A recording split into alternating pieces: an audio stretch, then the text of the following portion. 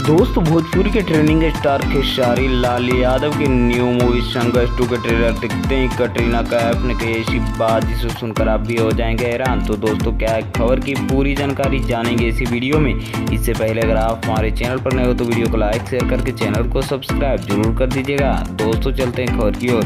तो दोस्तों मैं आपको बता दूं कि भोजपुरी के ट्रेंडिंग स्टार खेसारी लाल यादव का अभी से 2 दिन पहले संघर्ष 2 का ट्रेलर रिलीज होता है और ट्रेलर रिलीज होते ही पूरा यूट्यूब पे और अदर सोशल मीडिया पे बवाल मचा देता है और ट्रेलर पे मात्र 1 डे में ही 5 मिलियन व्यूज़ का भी आंकड़ा क्रॉस कर जाता है, जो कि अपने आप में बहुत बड़ी बात है भोजपुरी फिल्म इंडस्ट्री के लिए। और ये रिकॉर्ड और इसी को देखते हुए काफ़ी सारे सोशल मीडिया पे बहुत सारे सुपरस्टार और हीरोइनों की पोस्ट आई जिसमें खेसारी लाल यादव को सपोर्ट करते हुए नजर आए। बाकी आप लोगों ने ये ट्रेलर देखा या नहीं देखा कमेंट में जरूर बताइएगा और देखा तो कैसा लगा। बाकी मैं आपको बता दूं कि कटरीना कैफ ने इस ट्रेलर के देखने के बाद खेसारी लाल पे हुई फिदा।